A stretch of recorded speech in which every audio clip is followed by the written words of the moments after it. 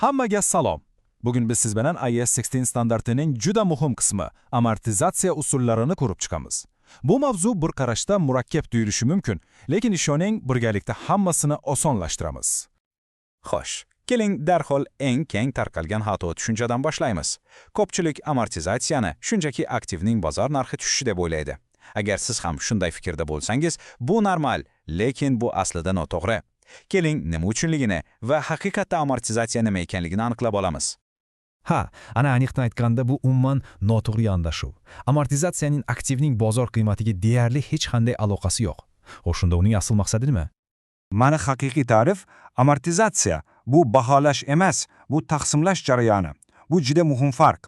Oddiy qilib aytganda, biz aktivni sotib olishga sarflagan katta pulimizni u bizga foyda keltirayotgan yillar davomida sekin-sekin tizimli ravishda xarajat sifatida tan olib boramiz. Bu buxgalteriyadagi daromad va xarajatlarni moslashtirish degan oltin qoidaga to'g'ri keladi. Bo'ldi, nazariya yetarli. Keling, amaliyotga o'tamiz. Hozir biz barcha 4 ta asosiy usulni bitta oddiy, hammamizga tushunarli misol orqali ko'rib chiqamiz. Aytaylik, bizda bir yuk mashinasi bor. Demak, mana bizning boshlang'ich raqamlarimiz. Yuk mashinasini $17,000 sotib oldik. 5 yildan keyin u ancha eskirgach uni metallomga topshirib, taxminan $2,000 olamiz deb kutayapmiz. Bu tugatish qiymati deyiladi. Endi shu ikkalasining orasidagi farq, ya'ni $15,000 bu bizning amortizatsiya bazamiz. Bu raqam juda muhim, eslab qoling, chunki biz aynan mana shu summani 5 yil davomida xarajatga olib boramiz. Xo'sh, eng sodda va aytish mumkinki, eng ko'p qo'llaniladigan usuldan boshlaymiz. Nomidan ham ma'lumki, bu yerda hammasi oddiy va to'g'ri. Aktiv har yili bir xil miqdorda eskiradi deb hisoblaymiz. Hisob-kitob qanchalik osonligini qarang. O'sha bizning $15,000 amortizatsiya bazamizni olamiz va uni shunchaki foydali muddatga, ya'ni 5 yilga bo'lamiz. Bo'ldi. Natija har yili $3,000 dan amortizatsiya xarajati. Kompaniya 5 yil davomida har yili o'z foydasidan aynan shu summani chegirib tashlaydi. Oddiy va tushunarli, to'g'rimi? Endi esa keling, vaziyatni biroz murakkablashtiramiz va ancha qiziqarliroq usulga o'tamiz. Bu kamayib boruvchi qoldiq usuli. Bu usul aktivning eskirishi haqida butunlay boshqa bir voqeani aytib beradi. Bu usulning asosiy g'oyasi nima?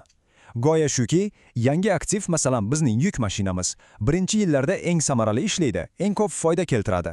Vaqt o'tgan sari uning unumdorligi pasayadi, ta'mirlashga ko'proq pul keta boshlaydi. Demak, mantiqan olganda amortizatsiya xarajati ham boshida ko'proq, keyin esa kamroq bo'lish kerak. Endi hisob-kitobga diqqat qiling. Bu yerda muhim bir farq bor. Biz amortizatsiyani $15,000 bazadan emas, balki aktivning har yil boshidagi qoldiq qiymatidan, ya'ni $17,000 dan boshlab hisoblaymiz. Aytaylik, biz 35% stavkani tanladik. Demak, birinchi yili 17,000 35%ni olamiz, bu $5,950 degani. Qarang, to'g'ri chiziqli usuldagi $3,000 bilan solishtirganda deyarli 2 barobar ko'p. Ikkinchi yilga kelib esa biz qolgan $11,050 dan 35% hisoblaymiz va xarajat miqdori kamayib boradi. Shuning uchun ham bu usul tezlashtirilgan deyiladi. Yaxshi, 3-usulga o'tamiz. Bu usul vaqtga umuman bog'liq emas, balki aktivning haqiqiy ishlatilishiga bog'liq. Bu mashina soat yoki ishlab chiqarish birligi usuli. Tasavvur qiling, bizning yuk mashinamiz bir yili katta proyekt tufayli tinimsiz ishlaydi. Keyingi yili esa proyektlar kamroq, u ko'pincha garajda turadi. Bunday holatda har yili bir xil amortizatsiya hisoblash to'g'ri bo'larmidi? Albatta yo'q. Aynan shunday vaziyatlar uchun bu usul ideal. U xarajatlarni aktivning haqiqiy bajargan ishi bilan bog'laydi. Shosh qanday hisoblaymiz? Birinchi qadam bir birlik uchun stavkani topish. Bizning misolida bu bir ish kuni. O'sha $15,000 amortizatsiya bazamizni olib, yuk mashinasining butun umri davomida taxminan 590 kun ishlashini kutayotganimizga bo'lamiz. Shunda har bir ish kuni uchun taxminan $25-42 stavka kelib chiqadi. Ana endi birinchi yili yuk mashinasi 200 kun ishlagan bo'lsa, shu stavkani 200 ga ko'paytiramiz va natija $5,084. Agar keyingi yili atigi 100 kun ishlasa, xarajat ham shunga yarasha kamayadi. Juda mantiqiy, shunday emasmi? Va nihoyat 4-chi va oxirgi usulimiz. Bu ham tezlashtirilgan amortizatsiyaning bir turi, nomi biroz g'alati eshitilishi mumkin. Raqamlar yig'indisi usuli. Nomiga e'tibor bering, mantig'i ancha oson. Birinchi qiladigan ishimiz foydali muddat yillarni teskari tartibda qo'shib chiqish. 5 plus 4 plus 3 plus 2 plus 1. Yig'inda 15, bu bizning mahrajimiz bo'ladi. Birinchi yil uchun suratga 5 ni qo'yamiz. Kasr 5 taqsim 15 bo'ladi. Ikkinchi yil uchun 4 taqsim 15 va hokazo. Keyin har yili shu kasrni bizning 15 ming dollarlik amortizatsiya bazamizga ko'paytiramiz. Ko'rib turganingizdek, bu yerda ham xarajatlar yildan yilga silliq kamayib boradi. Ajoyib, biz 4 tala usulni ham ko'rib chiqdik. Endi eng qiziq joyga keldik. Keling, ularni yonma-yon qo'yib, nima uchun usul tanlash buxgalteriya uchun bunchalik muhim ekanligini tushunib olamiz. Mana bu jadvalga bir qarang. Bu barcha usullarning faqat birinchi yil uchun natijalari. Farqqa e'tibor bering. Bu shunchaki aql bovar qilmaydi.